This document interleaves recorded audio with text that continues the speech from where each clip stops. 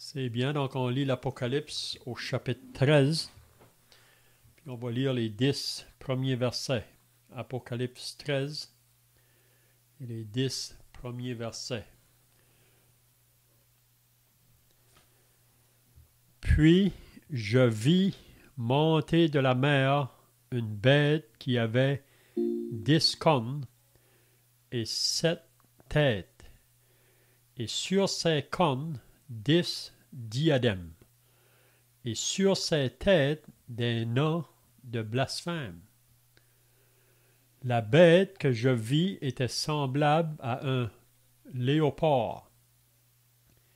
Ses pieds étaient comme ceux d'un ours, et sa gueule comme une gueule de lion. Le dragon lui donna sa puissance, et son trône et une grande autorité.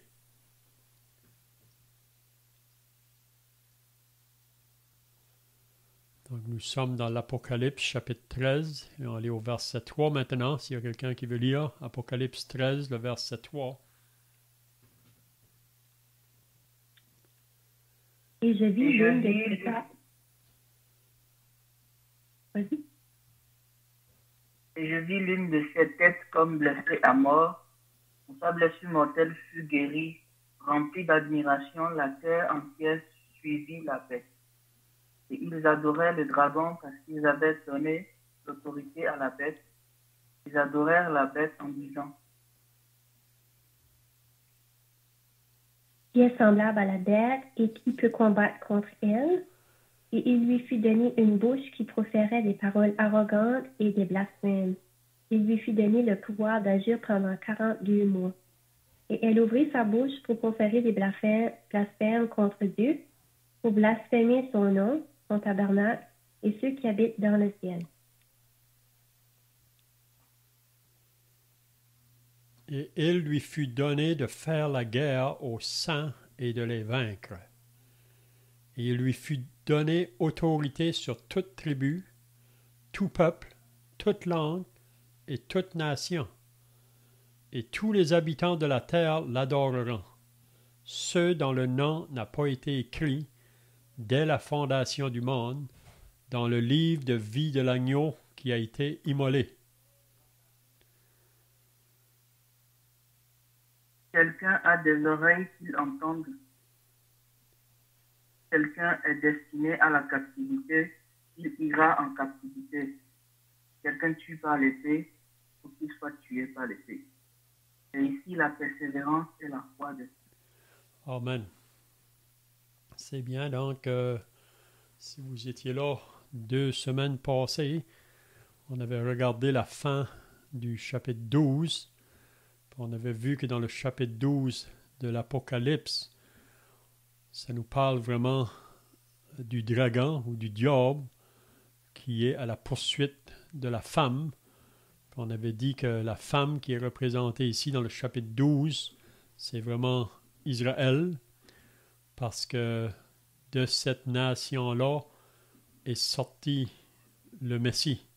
C'est la raison pourquoi que le dragon ou le diable a toujours voulu détruire ce peuple-là depuis le début, puis il veut toujours détruire ce peuple-là. C'est le peuple choisi de Dieu. On sait que présentement Israël est mis de côté. On est dans le temps de la dispensation de l'Église, le jour de la grâce. Encore aujourd'hui, les âmes sont sauvées pour être ajoutées à l'Église qui est le corps de Christ. Puis nous croyons que Jésus a promis qu'il allait venir chercher son Église. Puis c'est possible que nous sommes la génération qui pourrait voir son retour. Mais comme croyants, on attend qu'il peut venir à n'importe quel moment pour nous enlever. Il va venir chercher son Église, puis on sait que par la suite, il y aura une période de tribulation et de grande tribulation qui va venir sur ce monde. Donc, qu'est-ce qu'on avait vu dans le chapitre 12, donc, concernant le dragon ou le diable, ici, là, on est rendu probablement au début de la deuxième partie de la tribulation. Donc, ça veut dire qu'il reste 3 ans et demi avant que Jésus revienne pour établir son royaume. Puis, on avait dit que le diable, il est maintenant jeté sur la terre. Vous savez, présentement, le diable se trouve dans la sphère céleste, on pourrait dire dans le deuxième ciel, avec ses démons. C'est là qu'il est présentement. Vous savez qu'il a été jeté en dehors du ciel. Puis présentement, il est dans la sphère céleste. Puis il travaille partout.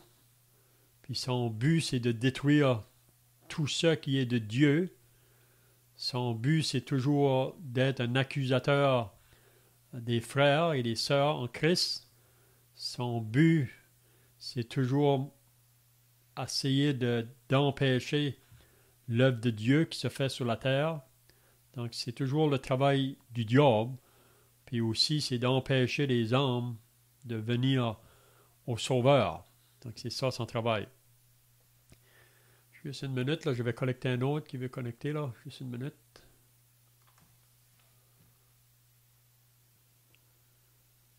Allô? OK, je te connecte. On est commencé, là. OK. C'est bien. Donc, je disais que maintenant, ici, dans la deuxième partie de la tribulation, le diable va être jeté sur la terre avec ses démons, puis il sait que son temps est court. Donc, il va placer toute son énergie, sa force, pour détruire tout ce qui est de Dieu. Vraiment, c'est ça son but, c'est de détruire tout ce qui est de Dieu. Puis on sait que dans la deuxième partie de la tribulation, là, à la fin, Dieu va avoir sa protection sur son peuple Israël. On avait vu ça la semaine passée, que Dieu va les placer dans un endroit dans le désert où ils vont être à l'abri. Puis le dragon ou le diable est vraiment irrité. Puis il va aller faire la guerre au reste de sa postérité, à ceux qui gardent les commandements de Dieu et qui ont le témoignage de Jésus. Donc dans la tribulation, il y a beaucoup de personnes aussi qui seront sauvées au travers du message des 144 000, puis aussi concernant les 2 témoins là, qu'on avait vus dans le chapitre 11, qui vont parler de la part de Dieu. Donc, plusieurs personnes vont se convertir dans ce temps-là, mais ça va être au prix de leur vie. Parce que quand l'Antichrist va se lever pour s'asseoir dans le temple à Jérusalem, c'est à ce moment-là là, que tous ceux qui ne voudront pas se prosterner devant lui, il va vouloir les mettre à mort, les faire disparaître de la terre. Donc ça va être un temps qui ne sera pas facile pour les croyants en ce temps-là, parce qu'ils devront se cacher, ils devront fuir, parce que l'Antichrist va vouloir leur faire du mal. C'est ça qu'on voit là au verset 17 du chapitre 12.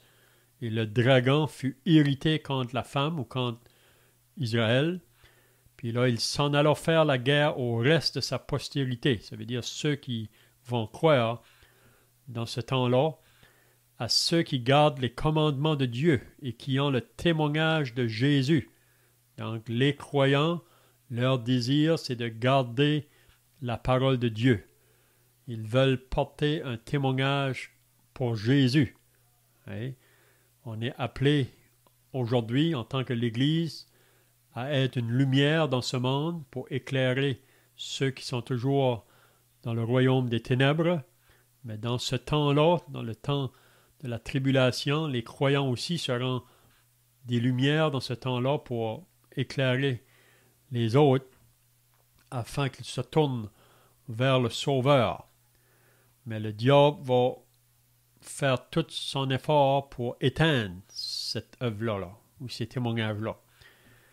Puis le verset 18, on avait vu la dernière fois qu'il dit « Il se tend sur le sable de la mer ». Donc on avait dit que celui qui se tend sur le sable de la mer, c'est toujours le diable, Satan, l'adversaire de Dieu. Puis c'est là qu'on va commencer le chapitre 13 ce soir. Puis qu'est-ce qu'on a lu au verset 1 du chapitre 13? « Puis je vis monter de la mer une bête qui avait 10 cornes et 7 têtes, et sur ses cornes 10 diadèmes, et sur ses têtes des noms de blasphème. » Donc ici, Jean dit, après qu'il voyait le diable qui se tenait sur le sable de la mer, là, juste après, il dit « Je vis monter de la mer une bête. » Donc l'Apocalypse 13, vous allez remarquer que Jean parle de 2 bêtes. La première bête, ça concerne l'Antichrist, puis la deuxième bête, à partir du verset 11, ça concerne le faux prophète. Donc on avait dit 2 semaines passées qu'il y a une trinité diabolique. Il y a la trinité concernant Dieu, son Fils, le Saint-Esprit, mais il y a une trinité aussi diabolique qui comprend le dragon ou le diable, l'Antichrist et le faux prophète. Puis cette trinité diabolique travaille ensemble dans le but de détruire tout ce qui est de Dieu, parce que le diable, depuis le commencement, il veut avoir l'adoration sur lui. C'est ça qu'il a voulu avoir quand il était l'ange créé dans le ciel. À un moment donné, il a voulu s'élever pour s'asseoir sur le trône de Dieu. Mais c'est la raison pourquoi que Dieu l'a rejeté. De là, il l'a jeté en dehors du ciel. Mais depuis ce temps, le diable veut l'adoration sur lui. Donc, comment qu'il va travailler? Il va utiliser 2 hommes sur la terre. Puis ça, c'est à la fin là, de la deuxième partie de la tribulation, ou même au début. Donc, puis je vis monter de la mer une bête qui avait 10 cornes. Donc, il représente cette bête-là qui a 10 cornes et 7 têtes. Vous pouvez vous imaginer là, cette bête qui a 10 cornes et 7 têtes. Et sur ces cornes 10 diadèmes, et sur ses têtes des noms de blasphème. Donc ici, on peut voir que cette bête va posséder une certaine autorité, une certaine puissance, vous savez. Puis on voit juste après, c'est que le diable va donner sa puissance à cet homme-là qui est l'Antichrist. Si vous voulez, là, on va lire dans la deuxième épître aux Thessaloniciens, là, juste pour parler un peu à propos de cet homme-là. Là. 2 Thessaloniciens au chapitre 2. 2 Thessaloniciens au chapitre 2. Peut-être qu'on pourrait lire à partir du verset 3 jusqu'au verset 12. Donc je commence la lecture, puis vous allez suivre. 2 Thessaloniciens chapitre 2 et le verset 3, c'est l'apôtre Paul qui écrit que personne ne vous séduise d'aucune manière, car il faut que l'apostasie soit arrivée auparavant. Donc ça c'est avant le retour du Seigneur en gloire là. Car il faut que l'apostasie soit arrivée auparavant et qu'on ait vu paraître l'homme du péché, le fils de la perdition. Donc l'homme du péché, le fils de la perdition, c'est l'Antichrist. Okay? Donc il faut que l'apostasie et que cet homme-là paraisse avant que Jésus revienne pour établir son royaume. Puis il nous dit à propos de cet homme-là, Si quelqu'un veut continuer à lire à partir du verset 4, 2 Thessaloniciens 2, 4. L'adversaire qui s'élève au-dessus de ce qu'on appelle Dieu, de ce qu'on adore, qui va jusqu'à s'asseoir dans le temple de Dieu, se proclamant lui-même Dieu. Ne vous souvenez-vous pas que je vous disais ces choses lorsque j'étais encore chez vous?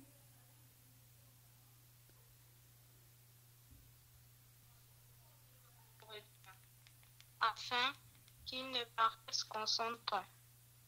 Car le mystère de l'iniquité agit déjà. Il faut seulement que celui qui le retient encore ait disparu.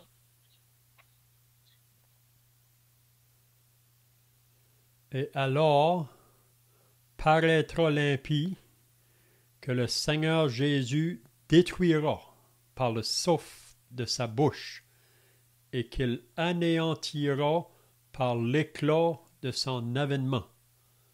L'apparition de cet impie se fera par la puissance de Satan avec toutes sortes de miracles, de signes et de prodiges mensongers. Et avec toutes les séductions de l'iniquité pour ceux qui périssent parce qu'ils n'ont pas reçu l'amour de la pour être sauvés. Si Dieu leur une puissance d'argent pour croire au mensonge.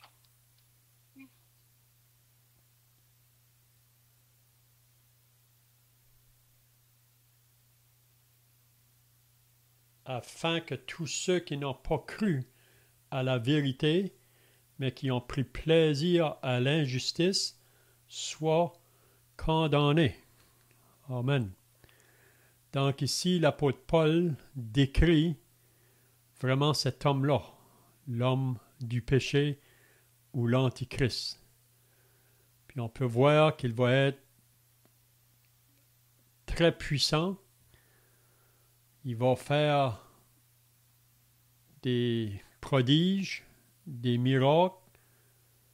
Il va être possédé vraiment de la puissance de Satan. Puis ça nous dit qu'il va séduire. Et avec toutes les séductions de l'iniquité, ou la séduction du mal, il va séduire ceux qui périssent parce qu'ils n'ont pas reçu l'amour de la vérité pour être sauvés. Donc c'est la même chose aujourd'hui. Ceux qui ne reçoivent pas l'amour de la vérité pour être sauvés, donc ils périssent. Ils sont sur le chemin de la perdition. Puis même qui nous dit ici que Dieu leur envoie une puissance d'égarement pour qu'ils croient au mensonge. Parce que tous ceux qui entendent le message de l'Évangile aujourd'hui, puis qui l'ont compris clairement, mais qui l'ignorent ou le négligent, le refusent, donc ces personnes-là, si Jésus venait aujourd'hui pour enlever son Église, ils vont entrer dans la période de la tribulation, mais eux, ils ne pourront pas être sauvés dans ce temps-là, parce qu'ils l'ont refusé. Puis Dieu, ça nous dit, va leur envoyer une puissance d'égarement. Donc, ils n'ont pas reçu Christ comme sauveur. Ils n'ont pas reçu l'amour de la vérité pour être sauvés. Donc, ils vont se tourner vers le mensonge, vers le diable ou l'antichrist, afin que tous ceux qui n'ont pas cru à la vérité, mais qui ont pris plaisir à l'injustice, soient condamnés. Donc, on ne peut pas être neutre, on ne peut pas être au milieu. Et c'est soit qu'on est du côté de Dieu, en croyant en son Fils pour le recevoir comme Sauveur et Seigneur, ou c'est soit qu'on est du côté du diable. On ne peut jamais être au milieu. Dans toute l'histoire de l'humanité, il y a toujours eu ces deux lignées, si on peut dire, ou ces deux chemins. C'est soit qu'on est du côté de Dieu, Puis si on est du côté de Dieu, c'est parce qu'il y a eu un jour dans notre vie qu'on est venu à la repentance et à la foi en son Fils. On a cru en lui. Donc, on est du côté de Dieu. Mais ceux qui n'ont pas eu ce jour-là, ils sont toujours dans le royaume des ténèbres, sous la puissance de Satan. Donc, je ne sais pas si quelqu'un a des choses à ajouter ici, là, avec ce qu'on a vu là au verset 1 du chapitre 13.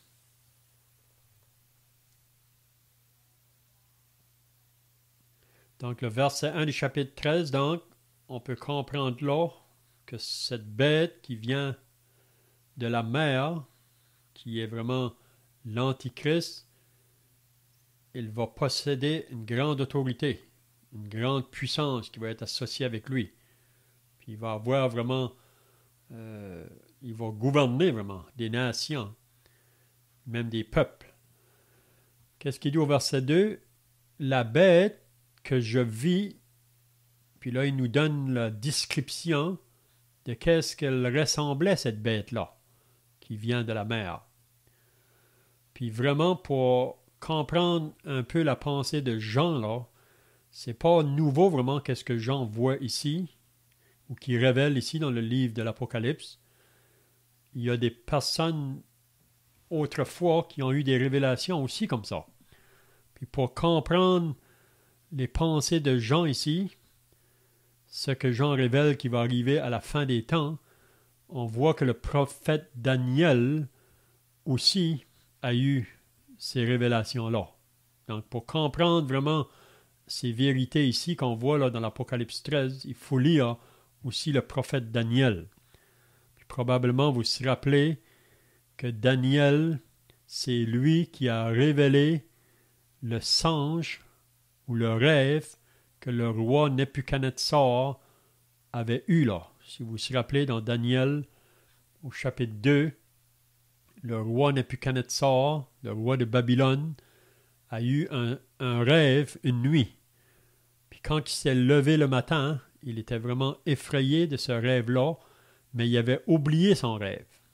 Il ne se rappelait plus qu'est-ce qu'il avait rêvé, mais ce rêve-là l'avait vraiment dérangé. Puis qu'est-ce qu'il a fait le matin? Il a fait venir les magiciens, les sages de son royaume, ceux qui étudient les as. Puis il voulait que ces hommes-là lui révèlent le rêve qu'il avait eu, puis qu'il explique son rêve. Mais vous vous rappelez que ces hommes-là ont dit au roi, cela est impossible. Il faut premièrement que tu nous dises ce que tu as rêvé. Là, on pourrait te donner une explication. Mais le roi avait oublié son rêve. Donc, le roi s'est mis en colère. Parce que ces hommes-là, ils voyaient vraiment qu'ils voulaient se jouer de lui. Il a dit, s'ils peuvent m'expliquer un rêve, ils devraient savoir le rêve que j'ai rêvé. Mais ils ne pouvaient pas le faire. Donc, il a décidé de toutes les mettre à mort, si vous vous rappelez. Excusez. Mais là, Daniel, avec ses amis, Shadrach, Meshach et Abednego, qui étaient à Babylone à ce moment-là, à cause de la déportation, là, ils ont été amenés en captivité.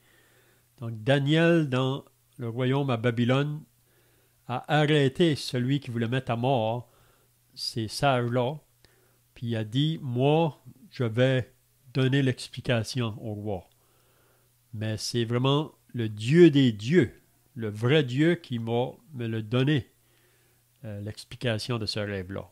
Donc, on a fait venir Daniel, puis Daniel a expliqué au roi qu'est-ce que c'était son rêve. Est-ce que vous vous rappelez qu'est-ce que c'était le rêve du roi Nebuchadnezzar? Est-ce que quelqu'un se rappelle?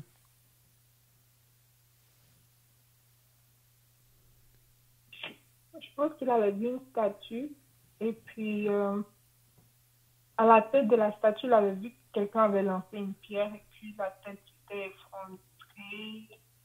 Au niveau de la statue, il avait vu qu'il y avait 10 pattes, enfin 10 pieds, et puis les 10 pieds, ça représentait les 10 nations.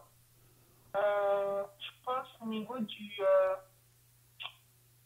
ventre ou du tronc, il avait vu que c'était de l'or, que cette partie-là était restée. Donc, c'est de ce que je me rappelle pour l'instant. C'est ça. Donc, il a vu cette grande statue. C'est ça que le rêve était du roi, avec la tête d'or. Puis ensuite, il décrit la poitrine. Ensuite, il décrit les jambes, puis les pieds. Mais dans cette statue-là, qu'est-ce qui était la révélation, vraiment, que ça représentait 4 empires qui allaient prendre place, là. Puis on sait que Nebuchadnezzar est le premier empire, l'empire Babylone. Hein? Ça, c'est le premier empire qui a régné sur la terre, là. On sait qu'il y a eu des empires avant ça, comme l'Assyrien puis les Égyptiens, mais dans la statue, ça parlait surtout de l'empire babylonien, qui était Nebuchadnezzar comme roi. Puis le deuxième empire, c'était les Mèdes et les Perses, les Médo-Perses qu'on appelle.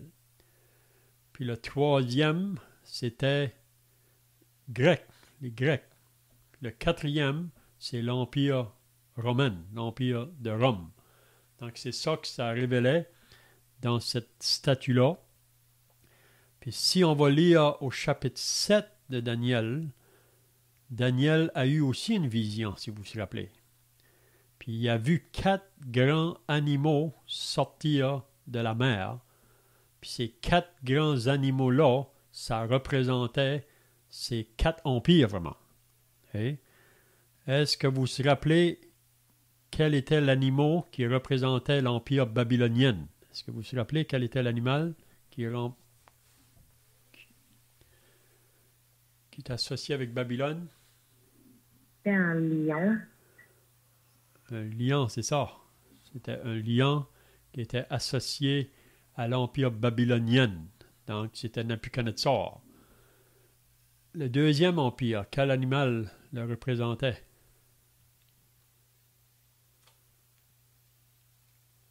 Donc, le deuxième empire. Et, oui, c'est ça, les Mèdes et les Perses. C'est ça. Puis, quel était l'animal qui le représentait?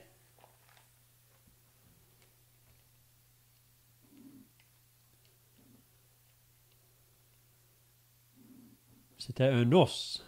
Hein? Le second animal était semblable à un ours. Il avait 3 côtes dans la gueule, entre les dents, et on lui disait « Lève-toi, mange beaucoup de chair ». Donc ça représente les Mèdes et les Perses. Le troisième empire était représenté par un léopard. Ça, c'est l'empire grec, Alexandre le Grand.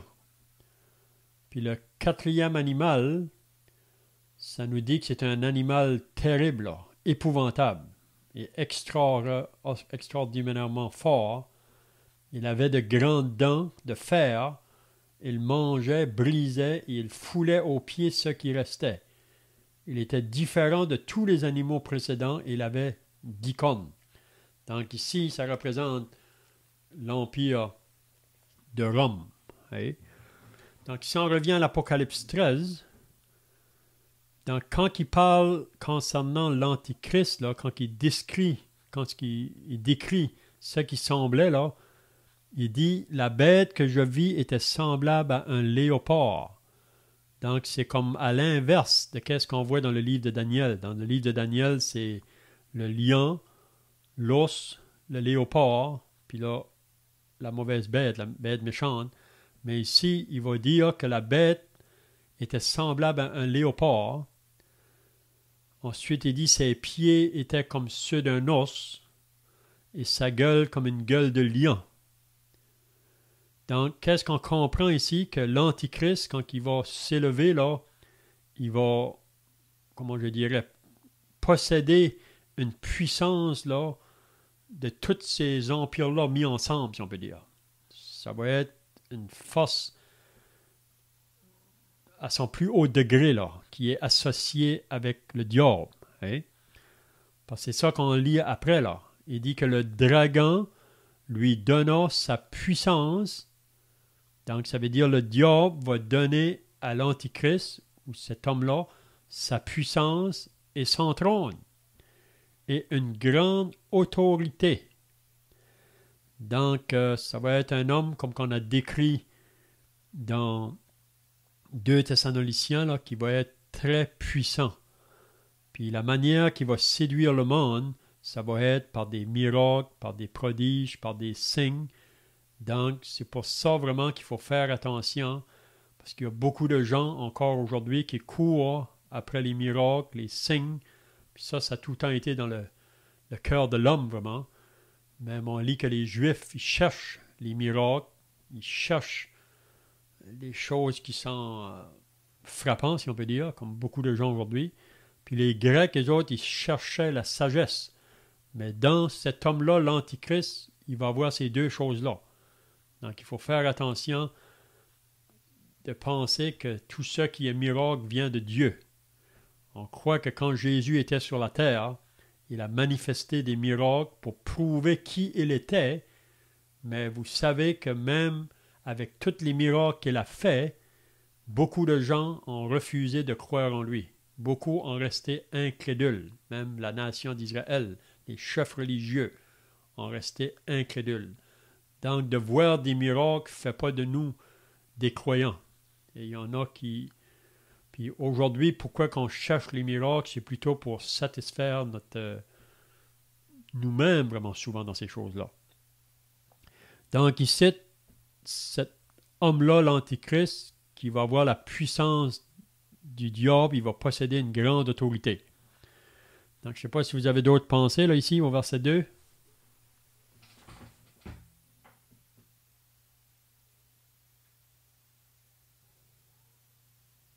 Le verset 3, « Et je vis l'une de ses têtes comme blessée à mort, mais sa blessure mortelle fut guérie. » Donc, ici, on voit, parce qu'il nous dit que cet homme-là, ou cette bête-là, a 7 têtes et 10 cornes. Puis on sait que les têtes, si on lit dans l'Apocalypse au chapitre 17, il nous dit que ça parle de 7 montagnes. Puis les cornes, ça parle vraiment des nations. Donc, on voit que cet homme ici, l'Antichrist, là, il va avoir l'autorité sur les nations de la terre, puis sur les 2 aspects vraiment, religieux et politique. Hein? Il va avoir ces 2 côtés-là. Là. Donc, ça dit que l'une de ses têtes fut blessée à mort, mais sa blessure mortelle fut guérie. Donc, c'est comme si qu'il revient. Puis qu'est-ce que ça nous dit? Et toute la terre était dans l'admiration derrière la bête.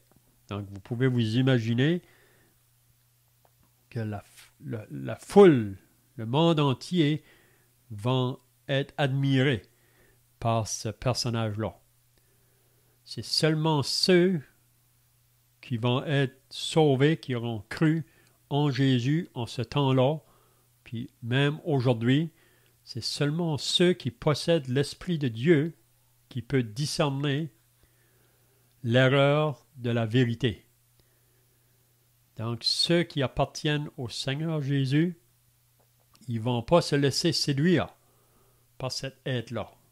Mais tous ceux qui refusent de croire en Jésus, qui sont toujours associés au royaume des ténèbres, c'est eux vraiment qui vont être emportés par la puissance que cet homme-là va dégager, là, vous comprenez? Qu'est-ce que ça dit au verset 4? Ils adorèrent le dragon, donc ils vont l'adorer. Donc, est-ce que c'est pas ça que le diable veut depuis le début? Et on sait que l'Antichrist va s'asseoir dans le temple à Jérusalem. C'est ça qu'on a vu tout à l'heure, là, dans 2 Thessaloniciens. Pour se présenter Dieu. Il va dire, c'est moi Dieu. Puis il faudra qu'on l'adore. Il faudra qu'on se prosterne devant lui. Puis en le faisant vraiment, on est en train d'adorer le diable. Et c'est ça que le diable veut depuis le début. Donc c'est comme ça qu'il va avoir l'adoration. Mais ceux qui vont l'adorer, c'est ceux qui n'ont pas cru en Jésus. Ils adorèrent le dragon parce qu'il avait donné l'autorité à la bête. Ils adorèrent la bête en disant « Qui est semblable à la bête et qui peut combattre contre elle? » Donc la terre va voir une très grande puissance dans cet homme-là, l'Antichrist. C'est pour ça qu'ils vont se prosterner devant lui. Qu'est-ce que ça dit ensuite? Il lui fut donné une bouche qui proférait des paroles arrogantes. Donc, c'est des paroles impures, des paroles de blasphème, des paroles qui attaquent le trône de Dieu, des paroles qui attaquent le peuple de Dieu. Il lui fut donné une bouche qui proférait des paroles arrogantes et des blasphèmes. Il lui fut donné le pouvoir, regardez qu'est-ce que ça dit, d'agir pendant 42 mois. Ça veut dire pendant 3 ans et demi. C'est les derniers 3 ans et demi de la grande tribulation. Donc le diable va mettre tous ses efforts par cet homme qui est l'Antichrist, puis on verra la semaine prochaine la seconde bête qui va être le faux prophète, là. C'est la trinité diabolique. Donc, pendant 3 ans et demi, ils vont agir, puis ça va être dans le but de détruire tout ce qui est de Dieu. Mais Dieu est au contrôle. Dieu va intervenir. Vous vous rappelez qu'à la fin de la tribulation, quand que toutes les nations vont se réunir ensemble, puis ils vont être contrôlés par l'Antichrist vraiment, pour faire la guerre à Israël, c'est à ce moment-là que Jésus va descendre du ciel sur le cheval blanc. On lit ça dans l'Apocalypse 19. Il va venir pour faire la guerre à l'Antichrist et le faux prophète. Puis il y aura une grande guerre à ce moment-là. On appelle ça la guerre Armageddon. Donc, juste à la fin de ces 3 ans et demi-là, c'est là que Jésus va descendre. Puis nous qui sommes associés à l'Église, nous serons dans le ciel à ce moment-là, quand ces choses-là vont se faire. Puis on va descendre avec Jésus. Et c'est ça qu'on lit dans l'Apocalypse 19. Là. Vous pourrez lire ça par vous-même. Vous savez, quand Jésus est venu la première fois, à sa première venue, il est venu comme se présentant comme le Sauveur, comme celui qui veut donner la vie aux hommes. Et il a pu dire, je suis le chemin, la vérité et la vie. Mais quand il va venir à la fin de la tribulation, là, sur le cheval blanc, il ne vient pas pour donner la vie. Il vient pour donner la mort à ceux qui ont refusé de croire en lui. À l'Antichrist, le faux prophète, puis tous ceux qui l'auront adoré. Tous ceux qu'on lit justement ici, là, que leur nom n'a pas été écrit dans le livre de vie. Donc le verset 6, peut-être qu'on pourrait terminer là, jusqu'au verset 10, cette section-là aujourd'hui. Et elle ouvrit sa bouche pour proférer des blasphèmes contre Dieu. Donc c'est l'Antichrist. Et il ouvre sa bouche. Donc tout ce qui sort de sa bouche, c'est des blasphèmes contre Dieu. Pour blasphémer son nom. Même aujourd'hui, on sait que le diable contrôle ce monde, puis on peut entendre souvent les blasphèmes qui se tournent contre Dieu. Le monde qui est toujours en train de blâmer Dieu. Et pour ci ou pour ça. L'homme qui ne réalise pas que tous les problèmes qui se font présentement, c'est à cause de lui, et non pas à cause de Dieu. Mais donc, ils vont blasphémer son nom et son tabernacle, et ceux qui habitent dans le ciel. Donc, ils vont blasphémer tous ceux qui sont en rapport avec Dieu. Oui. Puis là, qu'est-ce que ça dit au verset 7? Il lui fut donné de faire la guerre aux saints et de les vaincre. Donc, il va faire la guerre aux saints. Il lui fut donné autorité sur toute tribu, tout peuple, toute langue et toute nation.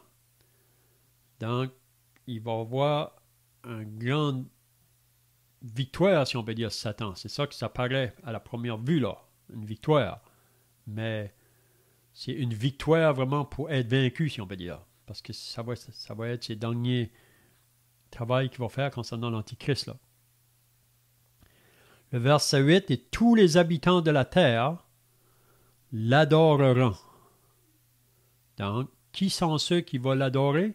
Ceux dont le nom n'a pas été écrit dès la fondation du monde dans le livre de vie de l'agneau qui a été immolé.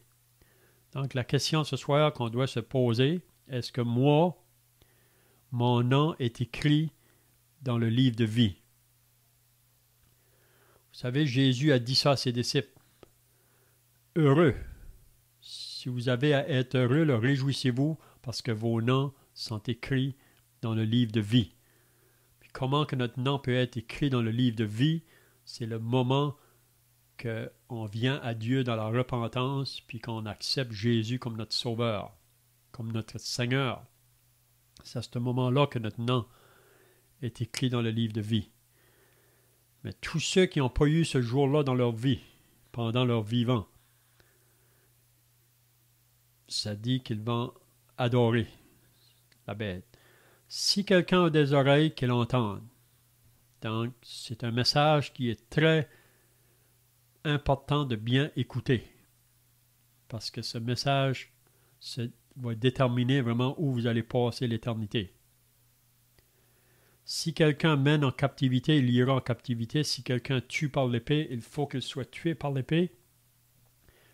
C'est ici la persévérance et la foi des saints. Donc, dans ce temps-là, le diable va mettre beaucoup de croyants à mort. Mais les croyants ne vont pas se défendre. Ils vont simplement se laisser, comme Jésus s'est laissé faire. Mais on sait qu'ils sont victorieux. Même si ça paraît que c'est le diable qui est en force là. Mais les croyants sont ceux qui sont du bon côté. C'est bien, je vois que le temps est passé. Je ne sais pas si quelqu'un a des questions pour terminer ou d'autres choses à dire. Là, si vous voulez, vous pouvez le faire. Sinon, on va terminer par la prière. C'est bien, on va terminer par la prière. Notre Dieu et notre Père, nous voulons te remercier et te rendre grâce pour ta parole que nous avons pu encore ouvrir ce soir.